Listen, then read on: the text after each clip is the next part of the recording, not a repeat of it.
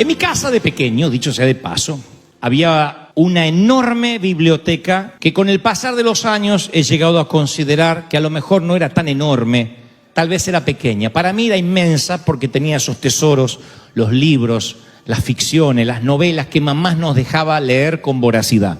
Había uno en particular que estaba ahí encajado en el resto y recuerdo que lo había dejado para leer más adelante. Se llamaba 20.000 leguas de viaje submarino, escrito por el gran Julio Verne, un adelantado de la época.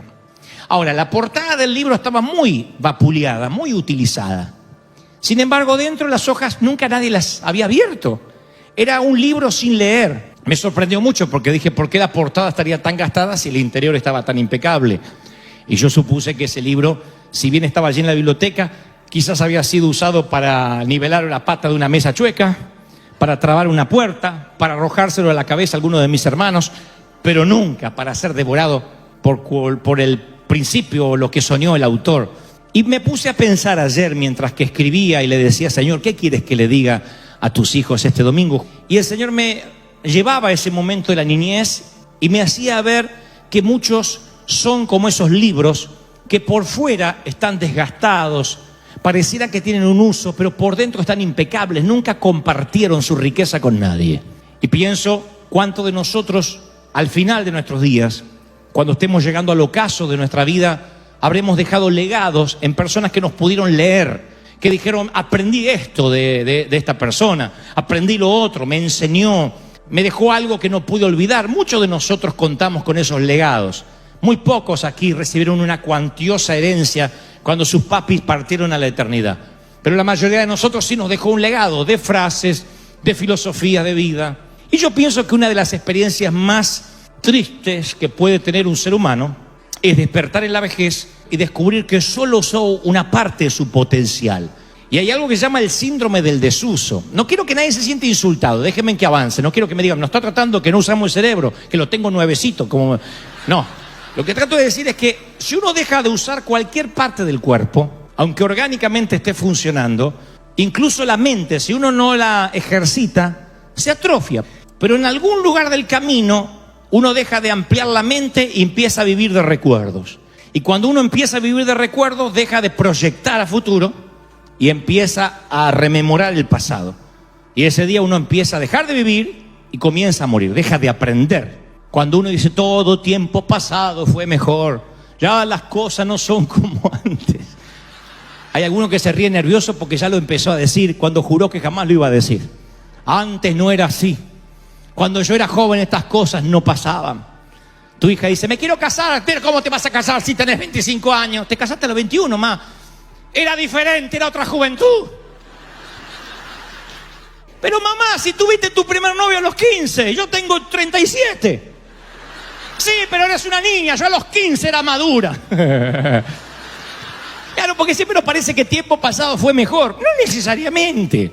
Lo que pasa es que a veces nos quedamos estancados ahí. Y Dios nos da la capacidad para seguir aprendiendo. De otro modo hay un costo por la pereza mental. Porque nuestros hijos, si nosotros solamente formamos su alma, su corazón, recibe esto por fe, créelo y punto, y no lo ayudamos a pensar, a tener convicciones fuertes, la sociedad los envuelve de manera tal que un día no tenemos argumentos para prohibirle lo que ellos te dicen que es normal en su entorno. Y cuando son engañados es porque no han tenido un desarrollo mental. Pasa lo mismo que con el legalismo. ¿Por qué acá las mujeres no pueden usar pantalones? No sé, pero no se puede. ¿Saben cómo? No saben por qué.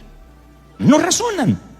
Cuando no razonan es peligroso. Tan peligroso como una vez ocurrió en 1978, un pastor pentecostal llamado Jim Jones se carga a toda la iglesia, que ya no pensaban por sí mismos, pensaban por el líder pensaba por ellos, y le dijo, vamos a las islas de Guyana y a esperar ahí que Cristo nos venga a buscar.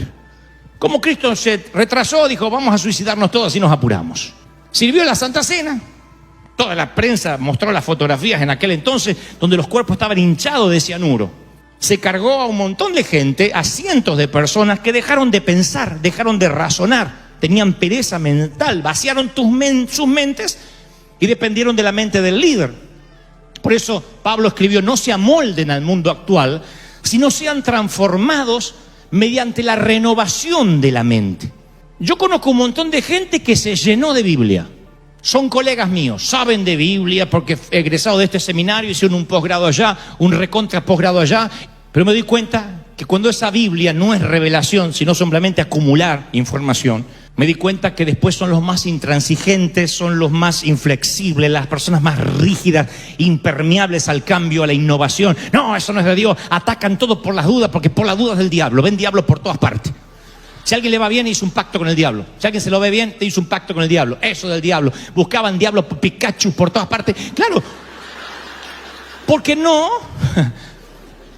se cierra la mente. Los que resistimos a los embates del diablo, y Dios nunca nos puso a resistir. Dijo, y las puertas del infierno no prevalecerán contra la iglesia que avanza. Oh, y avanza y empuja. Eso es la iglesia, ¿no? Bueno, ahora, Pablo dice, tienes que tener la mente de Cristo. Fue el apóstol que dijo, usamos esa ventaja. Y algunos parece que tienen miedo de pensar, porque a veces pienso algo que es del diablo. Pero cuando Dios te da la mente de Cristo, es como acceder a la banda ancha.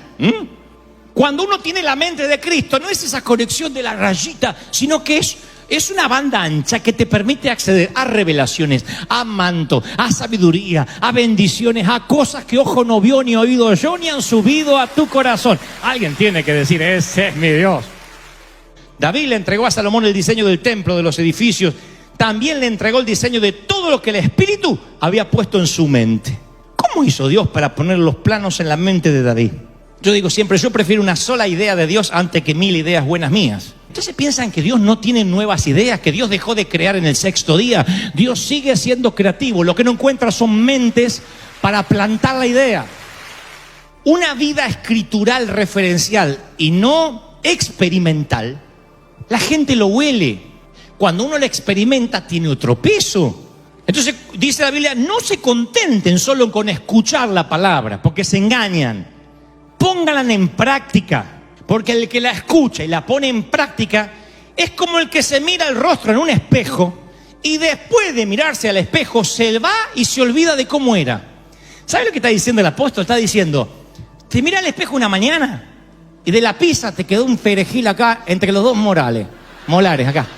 Un pedazo de ajo que sale así. Dice, y te agarró sin hilo dental. ¿No lo puedes sacar? Oye, después me lo tengo que sacar. Te vas y te olvidas. Y andas con el ajo todo el día. Buena. ¿Cómo me mira la gente desde el bricio? No, es el ajo. Te olvidaste lo que miraste al espejo a la mañana. Y así es el que viene a la iglesia. Porque al no perseverar en la palabra, se olvida lo que escuchó y no recibe la bendición de practicarla. Dice, nadie recibe crédito por oír las escrituras. No te hace cristiano venir a oír la palabra. Te hace cristiano como el examen. No es la escuela lo que te hace un estudiante, es el examen lo que te gradúa. Es poner en práctica lo que te hace un cristiano. Yo pongo en práctica. Alguien tiene que decirme, amén.